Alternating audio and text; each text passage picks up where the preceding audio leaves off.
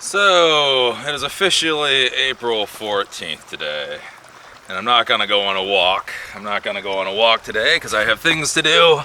So I figured instead I would sit here and show you guys as I feed the fishes.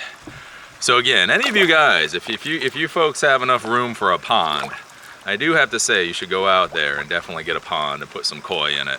Because if this isn't like the coolest entertainment in the world, I just don't know what is. So did I say it was April 14th? Did I say it was April 14th? It looks like life is going to get exciting really quick. So the topic of today is always get a deposit and the importance of deposits, because I just got screwed because I did not take a deposit. So as you guys know, I'm doing some personality work now. Not only am I getting paid through YouTube, but I'm doing things like I&E had me go down to their Durham office and do interviews down there. And I had other things on the books. I won't say specifically what I had on the books because I don't particularly want to burn a bridge or dynamite a bridge. I just kind of want to crap on the bridge. So I won't say exactly what it was, but essentially in about 2 weeks, I was supposed to have another job. I was contracted for another job. So I was supposed to go and do this work.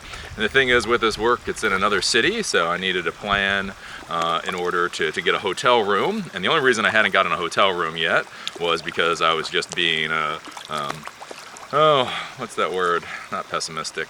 Procrastination. I was procrastinating, and not only that, but I actually had to prepare. I had to do preparatory work in order to be able to do the event that they wanted me to do.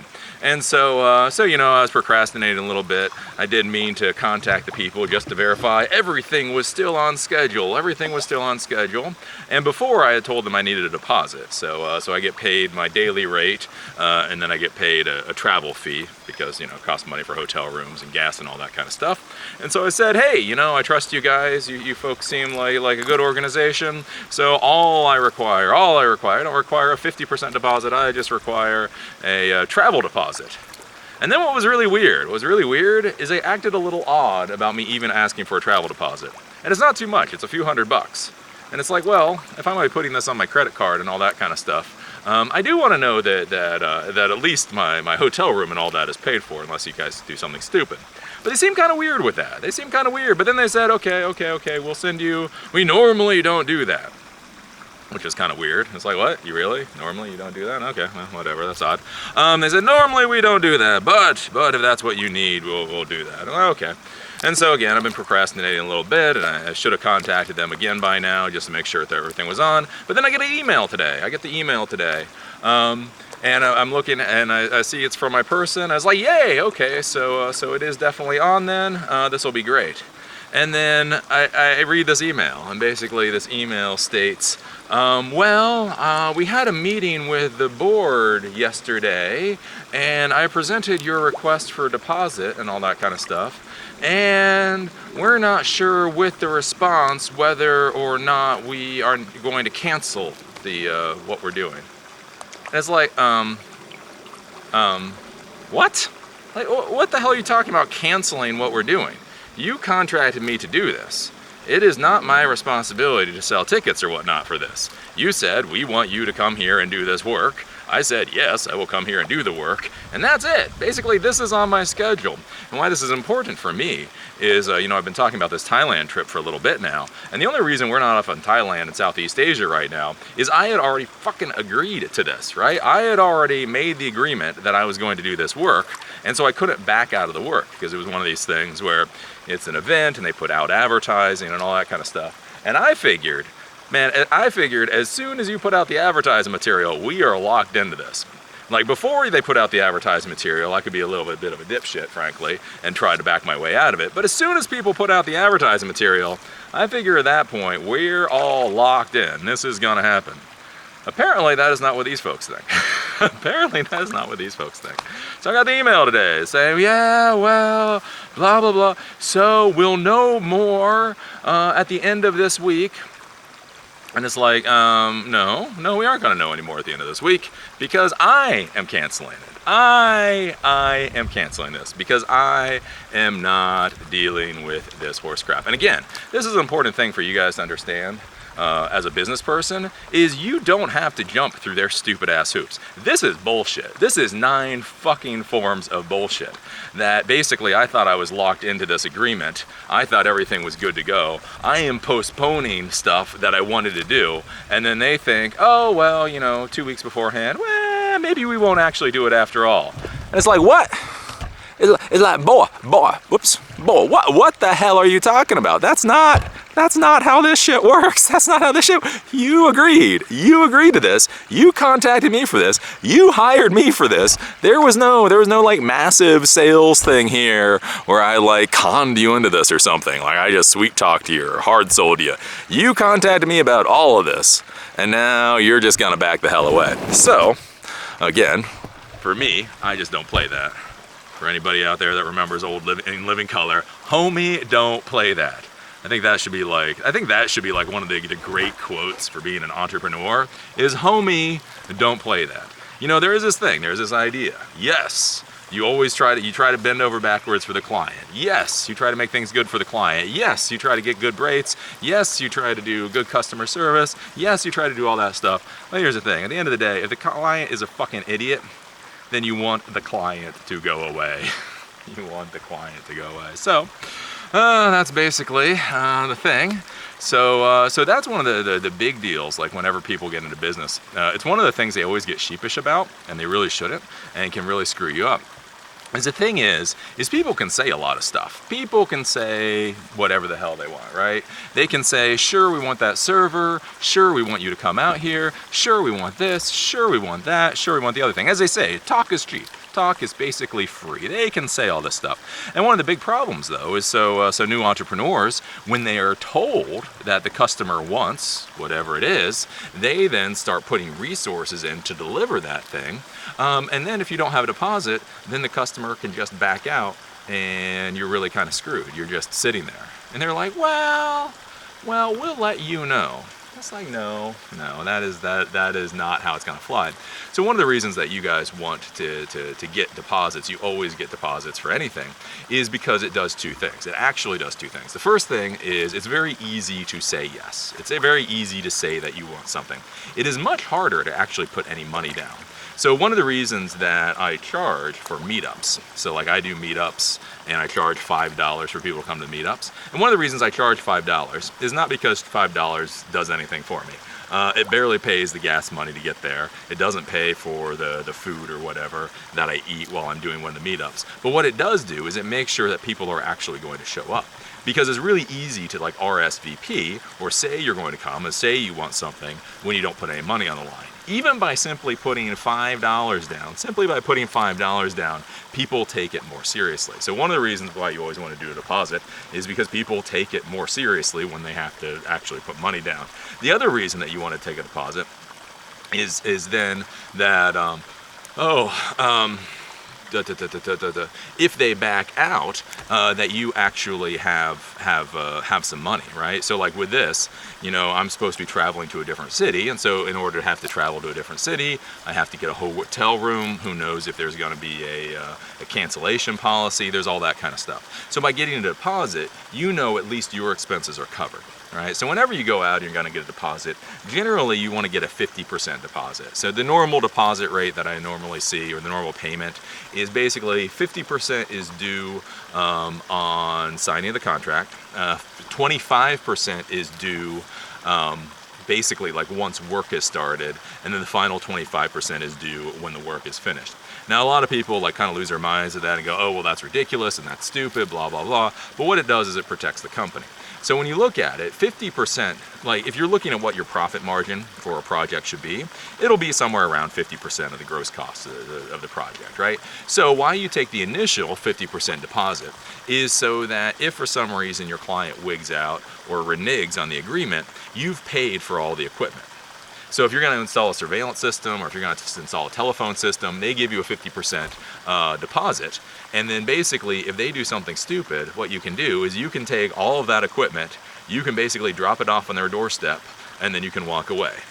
They paid for equipment, you got equipment, you're done, right? Hands, don't have to worry about it anymore.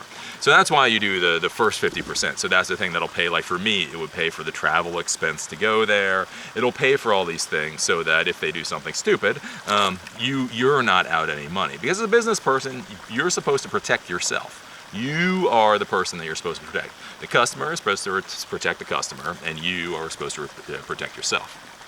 It doesn't seem like that should be very confusing, but to a lot of people it is. But anyways, then the next part, then the 25%, normally when the job begins, that the people that is paid for, is a lot of times, essentially that's supposed to cover the labor cost. So if I'm starting a project, and let's say I hire subcontractors, and the subcontractors are supposed to run cable, or they're supposed to do whatever, right? So that additional 25% basically covers the subcontractor cost in case anything happens that's bad. And then the final 25%, that's what covers profit and all that kind of stuff. So basically you do these tranches of payments, and the idea there is it's supposed to protect you as much as possible. And so basically, I mean, that's the overall idea of why you should be doing, you should be taking deposits. Because even this late date, like I say, this organization that just kind of screwed me, this is a highly reputable organization. This is a organization that when they called me, I was like, oh my golly, these people called me. I am so excited. I am so happy that these people called me. And now I'm looking at it going, I hope they never call me again. It's like, this is not how I work. This is not how I operate. You have screwed me, and you're just walking away thinking it's nothing. Well, it's just a day, Eli. You're just scheduled for a day, so it really, you're just being melodramatic here. It's like, yeah, but here's the issue, is I was scheduled for that day, which means everything before that day, basically, I had to work around, right? So this is why, like I say, when I talk to you guys in the real world of IT and technology, I always try to talk to you guys about topical stuff, because this is it. And like I say, you'll always be surprised. You will be surprised. Some of the nicest people, and again, this is one of the issues you run into with like prejudice and bigotry and all that kind of stuff, is the reality is a lot of times the people that'll screw you over are not necessarily the ones that will think that you would think will screw you over, right? Like there's this idea of like certain types of people will screw you over and other types of people won't screw you over. And what you find is that is not necessarily how it works in the real world. In the real world, assholes and good people come of all different, colors and body types and all that kind of stuff. So yeah, anyways, that is the spiel. That is the spiel on deposits. Always make sure you get deposits. So what I'm excited about now, is I took a look, and we can, in fact, move up our Thailand travel date to Monday. So we're not supposed to leave for like another week and a half. And I looked at it and was like, you know what? We can move it up to Monday, because Qatar Airlines, they allow you to modify your trip very inexpensively. It's only like $100 or whatever in order to redo the trip. And so I'm looking at it, and I'm like, you know what? We could fly out Monday night, and then that would give us like 5 or 6, I'd have to look at how many weeks. That would give us more time in Thailand. But here's the thing, in Thailand, you only get a 30-day visa when you fly in. So what we would do is I wanted to go to Siam Reap, Angkor Wat. Angkor Wat is like one of the most amazing old ruins in the entire world, and that's over in Cambodia. So what we could do then is we fly in to Thailand. We go up to Chiang Mai. We go up to the northern area for like 2 or 3 weeks. Then we go down and hit the eastern area, and then we go over to Angkor Wat for like a week, and then we come back. And I'm pretty excited about that. I'm pretty excited. That would be really cool. You want to talk about really, like Angkor Wat. If you don't know what Angkor Wat is, ANKGOR space WAT. If you haven't heard of Angkor Wat, take a look at Angkor Wat. It looks like something out of like a Dungeons and Dragons book. It looks absolutely amazing. So that's kind of my thought now. That is kind of my thought, that we will just take off pretty quickly. Because again, why the hell not? Why not? If you can do it, do it. Yeah, all the little fishies. We'll miss the fishies for a while. But the nice part with the fishies is again, this water is so green that they can actually eat all the algae in the water. One time they went a year without getting any food, and they just kind of trucked along, all fine and all good. So So yeah, so that's my thought, that's what's been going on. Again, you do all this planning, and then people just, I don't know what the hell people are doing sometimes. But again, this is also why, like I say, is for why business owners and bosses, this is why they just lose their temper so easily, and it's why they're not as understanding as you think they should be. You know, that's one of the things. I mean, I told my first employees once when I was firing them, once the original business closed down, is my point blank, I will never treat employees that nicely again. And it's not because I want to be an asshole. It's because after dealing with employees, you realize, wow, you really can't treat these people that nicely. And again, that's the thing, like with clients and all that kind of stuff, with things like deposits, is I swear, you know, every time I sit there and I try to treat somebody nicely, and it's like, no, you know what, for you, we'll make sure it's all good, don't worry about it. And then they're the people that screw you over. They are just the people that screw you over. There you go. Oh, what are you going to do? What are you going to do?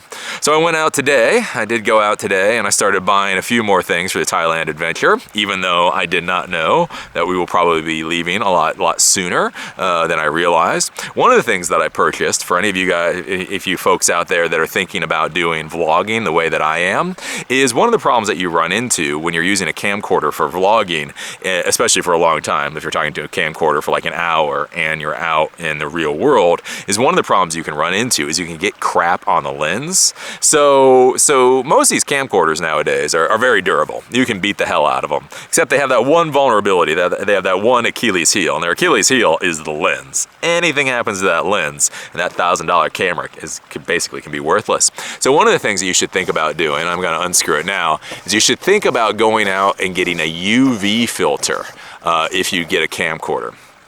So this actually goes over the lens. So for on any camcorder that's worth any amount of money, if you look around the sides, there'll actually be threads like right beside the lens. And what those threads are for is for you to be able to screw in filters.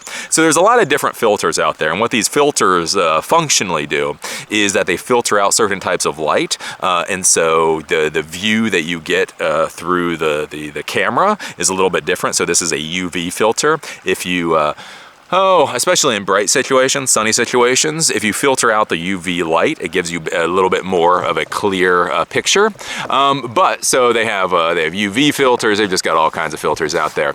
But beyond the filter part that should give you a bit better picture, the thing that I like about it most is basically you're putting a nice pane of glass in front of your real camera lens. Why this is really nice is, one, that little pane of glass like I showed you is a hell of a lot easier and safer to clean than a camera lens. Because you got your camera lens and it's curved and it's very delicate, and if you do something stupid, right? Whereas this is basically just a disc of glass. So being able to clean that is just a hell of a lot easier. The other thing that I like along those lines is that if you do end up damaging that filter, then you can just throw away the filter and buy a new one. So this particular filter cost me like $30, which is a little expensive, but you know, what the hell, everything's expensive.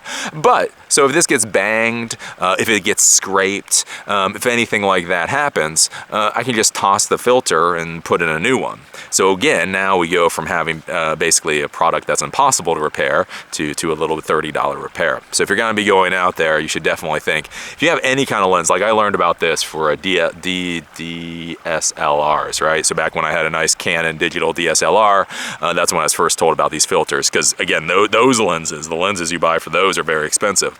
And so you throw in a nice filter, and one, it makes your pictures look better, and two, it protects that very expensive lens. So even with camcorders, you should think about the filters. Beyond that, some of the other things that I bought today was I bought another battery for this thing. So what I have found now is that if I record 1080p, this battery gives me about 2 hours and 20 minutes of power. and then a 64 gig SD card or micro SD card gives me about 2 hours and 40 minutes of actual record time. So it's about a battery to a card. So since we're going to be going out, we're going to be traveling, we don't necessarily know the types of places that we'll be every night, or if we'll actually be somewhere every night. We may have to take a train somewhere and not even have access to like a power outlet. So I decided to go out there and just get an extra battery pack, because again, I like to talk. So if we're out there doing stuff for a day or two, having an extra battery pack will be a very valuable thing. And then on top of the battery pack, I also picked up a recharger, just an individual recharger for the batteries. One of the reasons for that is it's just a lot easier to use in a lot of ways. And then two, that means I can actually recharge both batteries at once. I can plug the camera into a wall outlet and recharge it, and plug the extra battery into the recharger and charge it, and go from there. So yeah, that's those are some of the lessons that I'm learning with this. I did record the video yesterday. The vlog at 4K, 4K, and let me tell you, at 4K, it was absolutely beautiful. It was so beautiful at 4K, and I'll tell you, it better have been beautiful at 4K, because damn, it was for an hour and 20 minutes. It was 35 gigs in size. 35 gigs in size. So I went to upload that last night to YouTube, and YouTube was actually having a little bit of a heart attack with it. Normally YouTube isn't too bad with large files. I think maybe the largest file I've uploaded before is about 30 gigs. So at 35, I don't know, 35 may just be a whole new level as far as YouTube is concerned. So I waited for a while, and it was having a lot of problems uploading that. So I re-encoded it down to 1080p. So what I'm gonna do from now on, and what I'm doing today, and we'll see how it works out, is I've actually taken this down to 1080p at 60 frames per second, and I think that is where we'll leave it. At least for now. Again, I mean, I like doing 4K. I do like uploading content in 4K, especially with the things that I'm doing, but I just can't imagine like trying to upload 35 gigs of video every single day. Right? I just don't think that's gonna happen. Even if I do have internet access every day, which I should have if we're staying at adequate places in Thailand, still uploading 35 gigs of video every day, that may be a stretch too far. Uploading 13 gigs of video, realistically, that's not too horrible. It's not the easiest thing in the world always, but it's not horrible. You know, any place with a good broadband connection, I should be able to upload 13 gigs worth, which is what a 1080p, like 60 frame per second file for an hour would be. But 35 gigs is just, that's just way too much. So, we'll go, we'll see it. I did look at the footage yesterday. I do have to say I like the footage quite a bit. There's a little more movement. There's a little more movement in the video that I did yesterday than I would prefer, but I think that I will just have to get used to holding the camera better in order to get rid of that. Again, whenever you have any of these types of technologies, you have to make sure you know what the problem is. And so this has anti-shake control. So it has optical stabilization for shake. So it gets rid of all the shaky stuff. But shake isn't the same as movement, right? So if it gets rid of all the shake, but you're still moving the camera a good bit, you still get a little bit more movement than I would prefer. But I think that'll have to do with just getting used to dealing with the camera, because it's a heavy little camera. Like I say, it's a heavy camera with a Manfrotto monopod, and the monopod itself is probably like 1.5 pounds or something.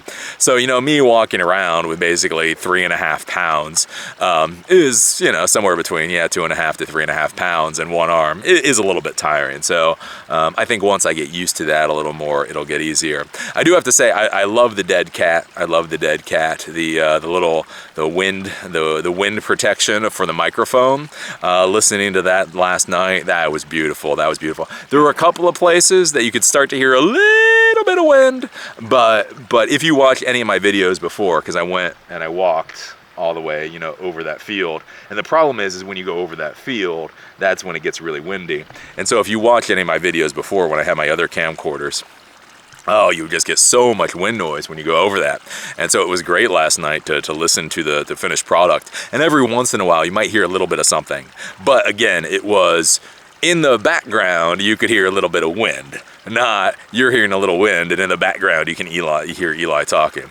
So that was a very good deal. So yeah, I'm really liking this camera. I'm really liking this camera. Any of you folks out there that are looking for a camera, again, like I say, I have lots of different ones. And again, it is pricey. It is pricey, coming in at $1,000. But you can add the extra adapters and things for microphones and all that. You can add filters onto it. It's a nice weight. I mean, the fact that it is it is light enough that I can hold it in one hand and talk to you. Again, I'm not saying it's light. It's definitely not as light as a GoPro, but it is light enough. So all those things together, I think it's really nice. And the other valuable thing too, like I say, even just having those external batteries, it's great. The external batteries and the SD cards, because what that allows you to do is if you go out and you're taking a lot of footage, that you can pop those in and out and keep going. So in a day, you can do, 6 hours or 8 hours or 10 hours of footage, which again, when you're traveling, I'm not gonna take that much footage by any stretch of the imagination. But for a lot of people, they do. If you want to go out there and you want to get a crap ton of B-roll, that means with a camera like this, you can do it. So this is one of those nice things where it's one of those cameras that, I mean, you can get really good. You can get really good quality out of this. You could really create almost any kind of content you want and be pretty proud of it. So I definitely take a look at it if any of you guys want to start the YouTube thing. So this is an FDR-AX53, and I definitely give it a thumbs up. The only problem that I find with it is the touch screen is a little too sensitive. Like whenever I flip around the screen or something, if I touch the touch screen, it'll start doing things I don't like. The one thing that is so weird with this though, and you can't see it from your angle, is it really is weird how the little eyeball follows you. So again, I've had a lot of cameras with stabilization in them. And so normally the stabilization is just something that happens in the background and you don't even see it. With this, what's really freaking weird is when you move it, you can see the entire lens moving inside the case. It's like the dead robotic eyes staring at you. So anyways, those are some of the thoughts for today. Those are some of the thoughts. As far as exercise and all that goes, woke up this morning and did the spinning class again. Another day of spinning class, I probably won't go out and exercise tonight, because if my wife agrees, I hope my wife agrees, we'll be leaving very quickly, so I may actually have to go do an REI trip tonight. And the other thing too is it's so nice, it's finally gotten to actually be really nice outside, that even if I do have time, I prefer to do some yard work instead of working out. So one of the things that I find is like when it's nice and sunny, I really enjoy doing like a yard work and work around the house. But when it's like cold and rainy and all that, I really hate it.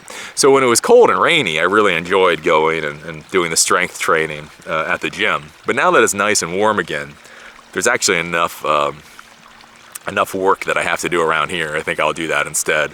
I have to put mulch out. I have these big bags of mulch. It's kind of like one of those things, so it's so male. Like I bought like 20 bags of mulch like a year and a half ago.